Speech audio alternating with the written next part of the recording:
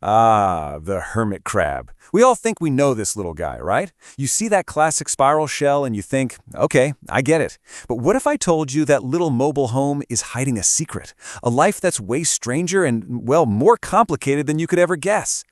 It seems like a simple question, doesn't it? But the answer opens up a whole world of incredible adaptation and, believe it or not, some serious vulnerability. So, what is really going on in there? Come on, let's take a closer look at one of nature's most resourceful renters.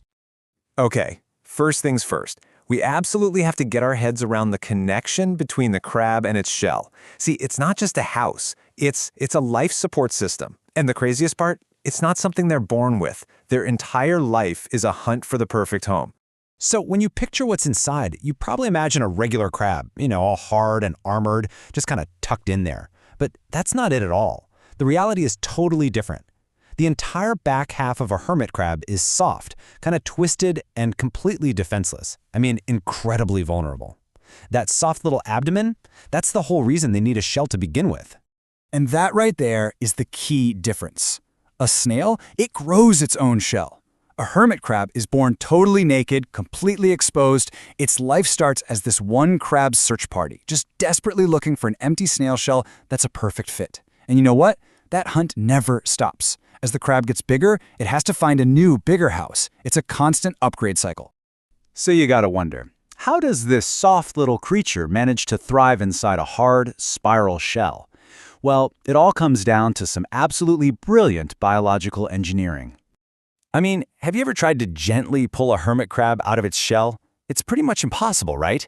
They are not just hanging out in there, they are locked in. So, how do they do it? The secret is in a very, very special part of their body. Okay, let me introduce you to the uropods. These are two little hook-like things at the very, very end of the crab's abdomen, and they are the key to everything. They're designed for one job and one job only, to grip the inside of a snail shell. So here's how it works.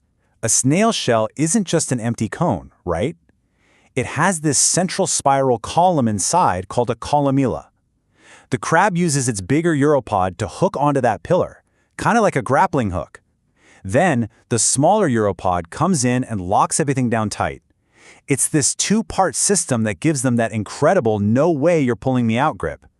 But, life inside the shell isn't just about hanging on for dear life.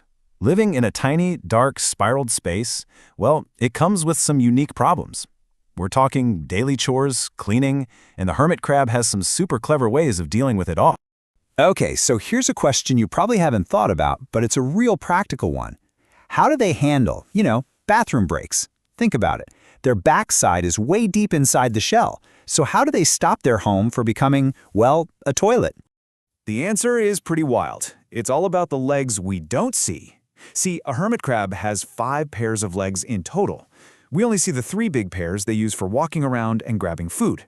But tucked away inside that shell, there are 2 other, much smaller pairs, and they're basically a built-in housekeeping staff. And the process is just brilliant. After they, go, those small hidden legs get right to work. They push all the waste along the inside wall of the shell and just shove it right out the front door. It is an absolutely genius way to keep your house clean when you live in such a tight spot. Now, all this amazing internal anatomy isn't just for day-to-day survival. It's also at the very heart of the hermit crab's most important job, making more hermit crabs. And no surprise here, their love life is also a very private affair, hidden away from sight. So, unlike some snails, hermit crabs have boys and girls. They're not hermaphrodites. But telling them apart, yeah, you've got to look really close. A female has these 2 teeny tiny openings, they're called gonapores, right at the base of her 3rd pair of walking legs. That's where the eggs come out. Males, they just don't have them. Simple as that. And get this, after the eggs are fertilized, the female doesn't just lay them in the sand somewhere. Nope, she attaches them to these little feathery things on her abdomen called pleopods. And there, tucked away deep inside her shell, totally safe, she'll carry her babies for weeks, taking care of them. And this is where the story takes a really surprising twist. Because we think of them as land creatures, right? But every single hermit crab starts its life on an incredible journey. A journey that begins and ends with the ocean. So for about a month, maybe 30 days, the mother carries these developing eggs. And as they get close to hatching, this ancient, powerful instinct just takes over. She has to make this dangerous trip back to the one place her babies have any chance of survival, the sea. This whole life cycle just shows their incredible double life. The mother makes it to the edge of the ocean and releases her babies, these tiny, free-swimming larvae called zoe. And for a while, they just live as plankton, drifting on the currents.